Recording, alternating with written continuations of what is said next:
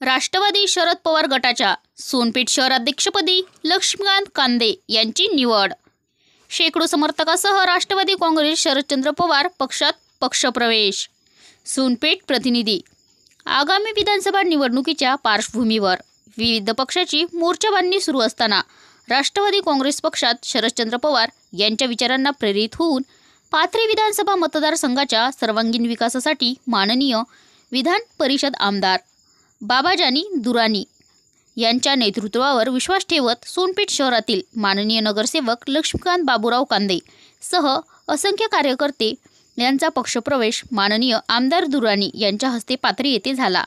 पक्ष बळकट करण्यासाठी विश्वास ठेवत लक्ष्मीकांत कांदे यांना सोनपेठ शहराध्यक्षपदाची जबाबदारी देण्यात आली। लक्ष्मीकांत कांदे माननीय नगरसेवक सोनपेठ यांच्यासह शेकडो समर्थकासह माननीय दुराणी तबरेज दुराणी यांच्या उपस्थितीत राष्ट्रवादी काँग्रेस पक्ष शरदचंद्र पवार पक्षामध्ये प्रवेश केला। यावेळी तालुकाध्यक्ष रावसाहेब मोकाशे, आत्माराम रवणाखांबे, अनिल रोडे, गणेश जोगदंड हे उपस्थित होते।